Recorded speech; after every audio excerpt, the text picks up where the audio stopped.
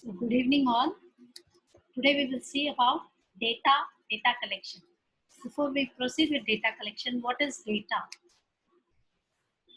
And we will be covering an introduction and importance of data and data collection techniques, primary data, sources of primary data, advantages of primary data, disadvantages of primary data, secondary data, sources of secondary data, advantages of secondary data, disadvantages of secondary data, and we'll see how we can conclude.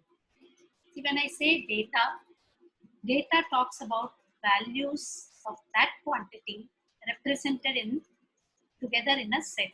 Like for example, it can be facts, figures, or they can be in the form of picture or a survey analysis, or we can say even any kind of information. Even when you talk about something and I get an information, that is a data for me. So when I talk about data is a collection of facts or figures or whatever I can use for my research purpose. Data is actually a plural term, while the singular of it is datum. So which literally means to give or something given. So data is thought to be lowest unit of information from which other measurements and analysis can be done, because only when I collect those information, process them, and then I interpret them from the process, whatever idea I can get, I can conclude them and then say this is what it all means, right? So as I said, it can be in the form of numbers, images, words, figures, facts, or ideas. And also that it is very, very, very vital part for having data for a research. So there are different types of data and it can be classified as qualitative data and quantitative data. Those that cannot be counted or actually stated in numbers are said to be qualitative data. I can say honesty, intelligence, taste, wisdom, and then smell. All these things cannot be counted or numerically expressed, and therefore they are called as qualitative data. And they are very exploratory than conclusive in nature. Whereas when I say quantitative data, they can be in the form of age, and then they can say how many students score, how many marks, and then height. So all these are measurable and all these are numerically expressible. Therefore, they are called as quantitative data. Now, how can we collect this data? What are the sources of data? We will see that in detail. Sources of data are, and it is actually, we say every research is based on data which is analyzed and interpreted to get information. So we say that there are two sources of data majorly. When we collect them, there are two techniques to collect them. Data is from primary source, first-hand information, and secondary source. So primary and secondary data collection techniques we will be seeing in detail. So when I say primary data collection, you can do survey. Your Google form questionnaire can be sent out. You can see experiments, direct observations. Like for example, I'm told that this class is very noisy, so I can stand there and then see how noisy it is. That is an observation that I make. And then I can even collect secondary data from whatever primary is collected. When I'm told that 25 students have scored above 60 in first year BBI, then I will take that as an information. Somebody else has already collected the information. I will use this already collected information. And it is also called as data mining. Primary data, we call it as original data that has been collected specially for a purpose in mind. It is a first-hand data. It is not published. I directly conduct a survey and collect. I directly do the experiment and observe myself. I directly go to the field, observe what is happening, etc. Right? And then it is very authentic and objective. I have a specific objective in mind, and hence to fulfill that objective, I'm collecting this data.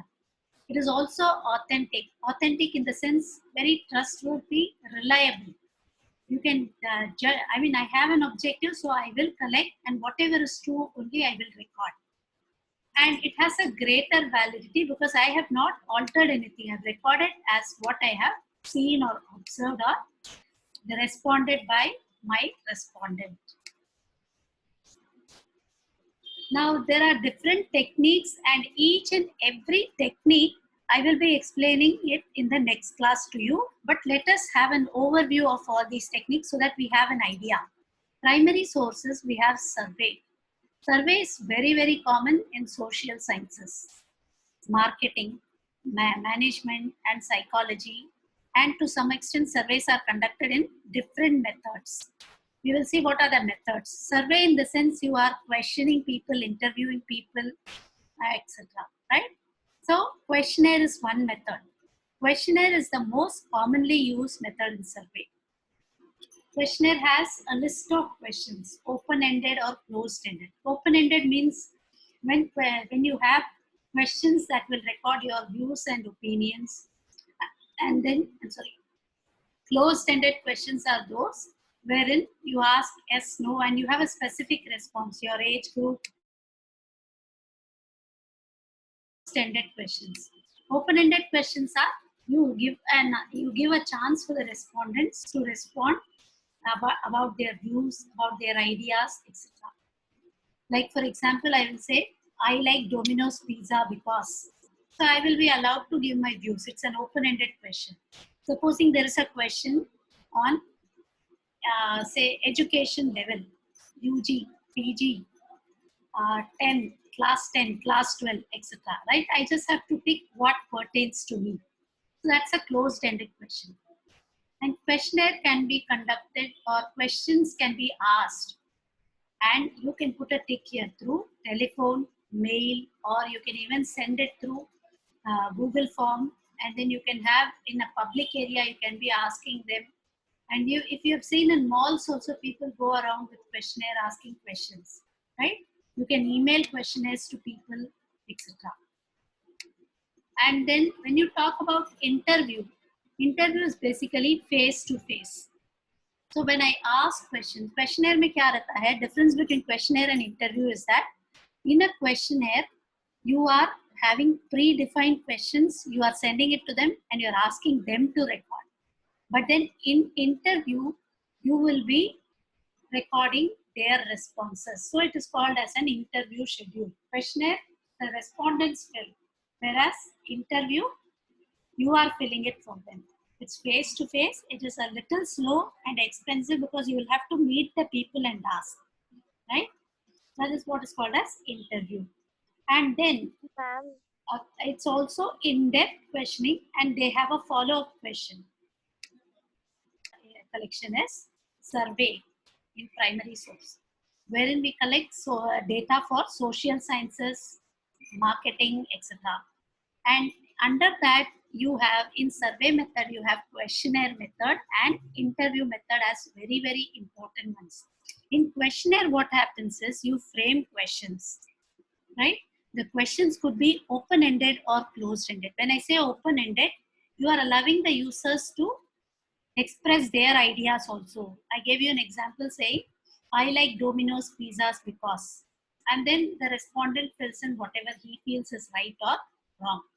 I mean, whatever he feels is right for him, sorry.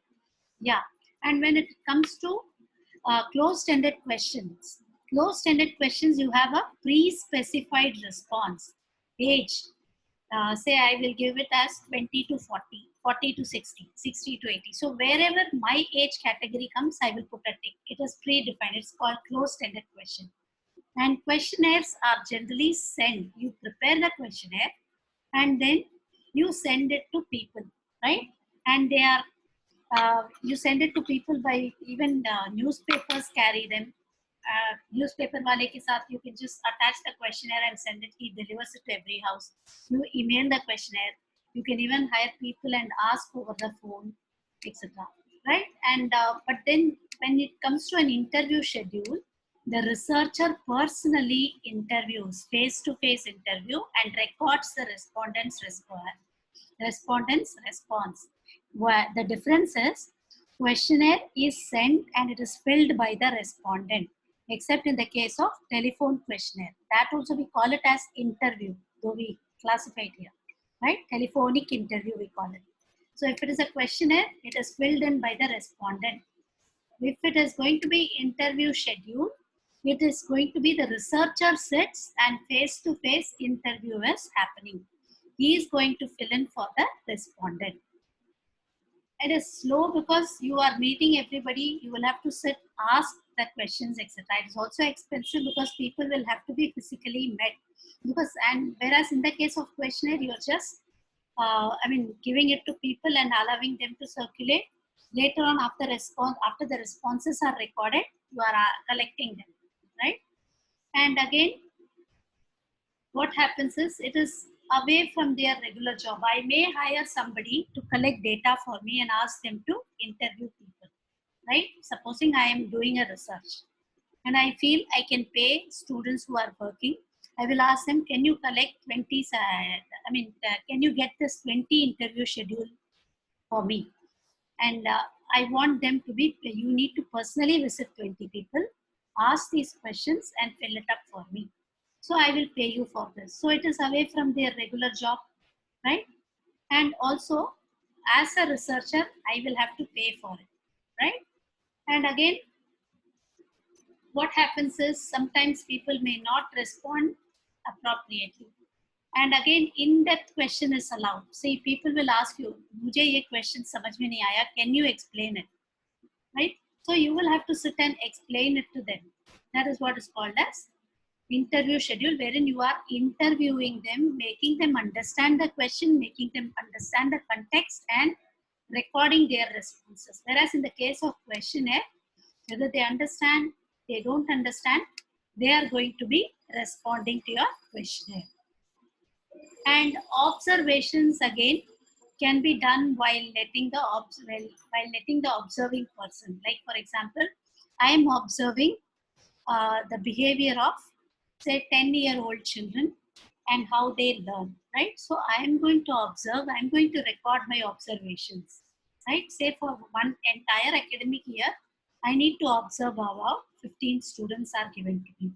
And I will be observing how fast or slow they learn, what is the method of teaching that can be adopted to them, etc. These are done by me. I make them sit and every month I have to prepare this observation and because somebody is doing a research or I'm doing a research on them, right? What method will be suitable to them? So this is what is an observation method. It can be done in a natural settings as well as in an artificially created environment.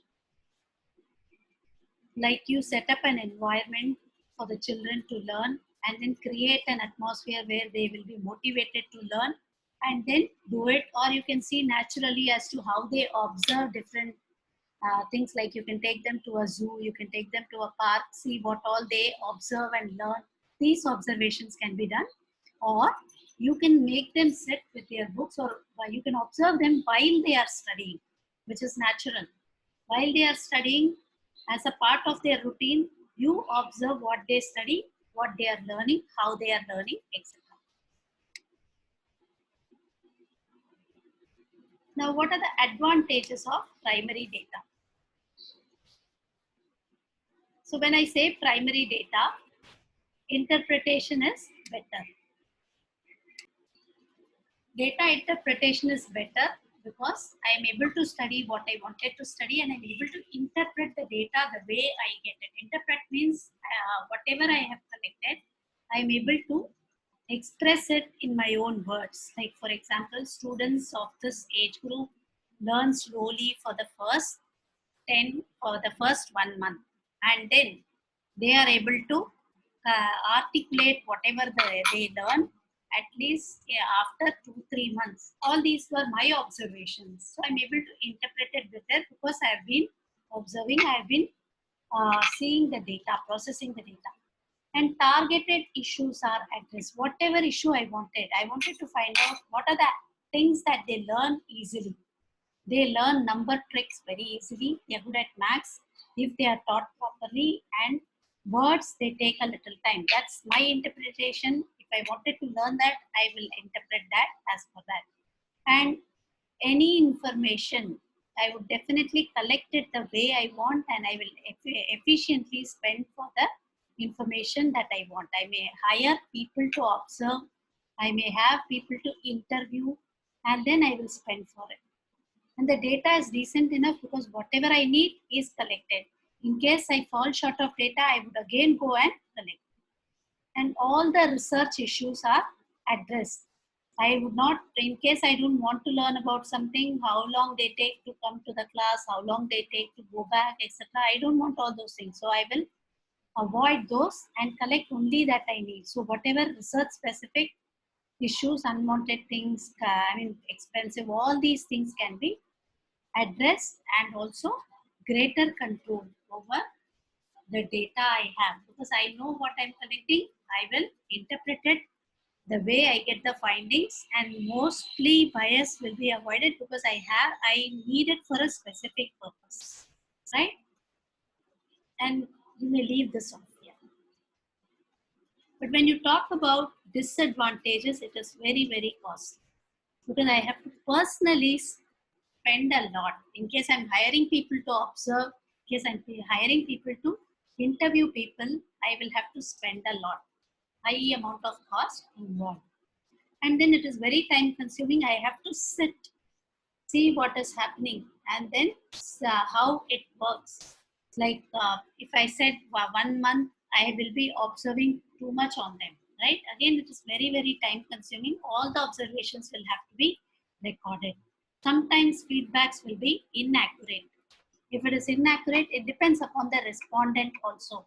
Yeah, I like Domino's pizza because, see, it may be inaccurate. He may not like, he may just fill it up for me, right? So it is difficult to judge. Again, more number of resources are required. As I said, I need money. I need, again, same thing, sorry.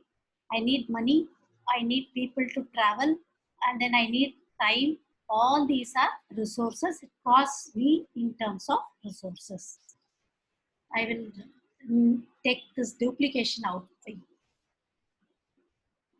So data, secondary data, when you see, it is already collected, processed. So therefore, I am getting the data which is already collected. It is available from a lot of sources like your journals, magazines, newspapers, etc. When we use statistical method with primary data from for another purpose, like for example, somebody has already collected the data. Like I told you, to find out why people like Domino's pizza, and I have collected a survey and I've given it to Domino's. And if somebody else wants to utilize that data and proceed with some other research, it becomes secondary data, right? It was collected for a different purpose. Now if it is going to be used for a different purpose also, two purposes.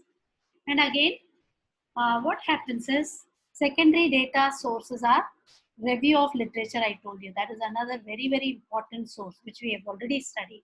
Previous studies that have been conducted in the same line.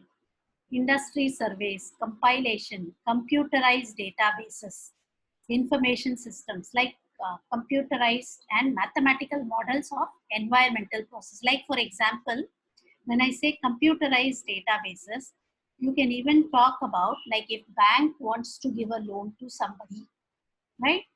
So they will collect the data from another bank with which you are holding an account, or they will check your past records. So these records are already recorded somewhere. Have you heard of CIBIL score? So if you default, your CIBIL score goes down. So when I talk about this, it is again a secondary data that they are using.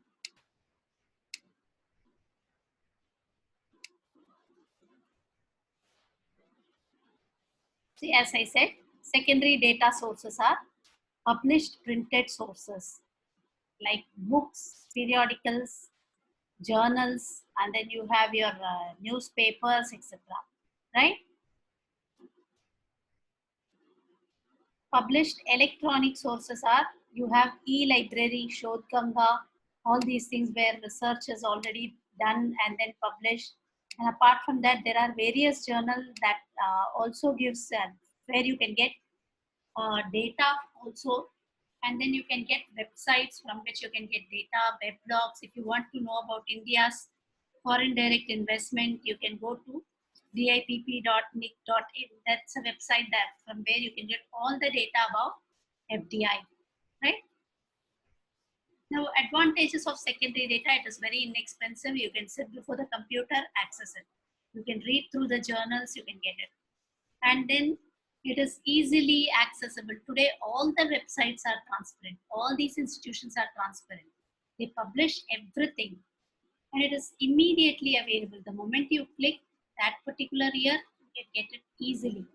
Like for example, IRDA every month or every quarter they publish their journal where you can get a lot of data, and then you will have you will be provided essential background to help clarity or refine research problem essential for review of literature, right? Because this secondary data is going to give you, based on the secondary data also you can collect primary data and then do it, right? And secondary data sources will provide you research method alternatives. You may change the method also. And then will also alert the researcher to potential difficulties. Like I wanted to quote something very important here. Have you heard of research conferences on, say, for example, if there is a research conference going on and if there is depression going on in a state, the depression state of economy, some economy is going on. So what happens is they are hosting research conferences. They say during this depression, list out, do research or submit papers related to researches on, say, education sector, impact of this depression on education sector, impact of this recession on, say, retail sector, etc. Right? But then what will happen is, will that hold good to normal situation? It will not, right? So they will tell the researcher like this is an abnormal situation. It may not be applicable to say normal situation. Again, any kind of potential difficulties in normalizing the data or standardizing the data, these can be found out only through secondary data. Apart from that, disadvantages of secondary data, when you talk about, it is expensive. It was earlier inexpensive because you were able to get it ready-made.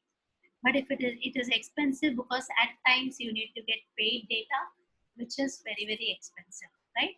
Sometimes it may not be immediately available. The information you want and the information that is published, you may not get the ready-made information.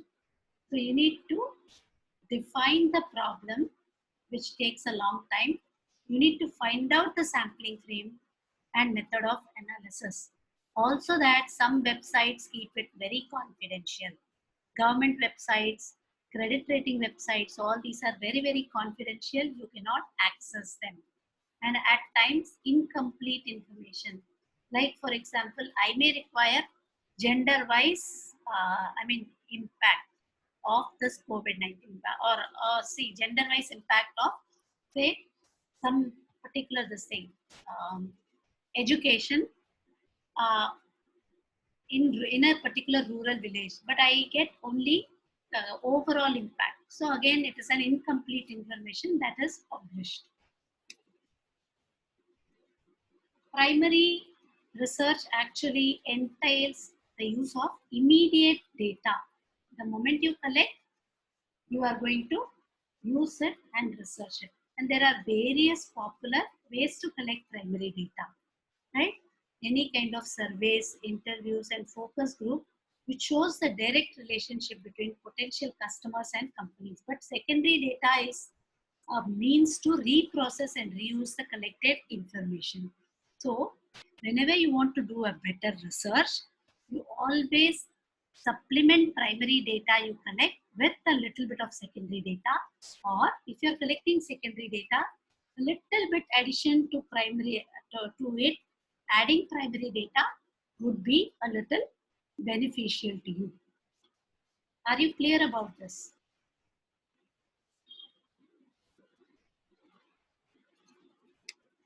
Secondary data should be supplemented with a little bit of primary data if possible.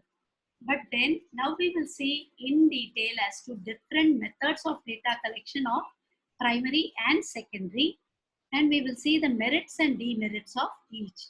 So with those 2-3 lines of explanation of interview and then questionnaire, etc., I hope a little bit of clarity you must have got. So I will start my next meeting. I will call you again for the meeting, and then we will proceed.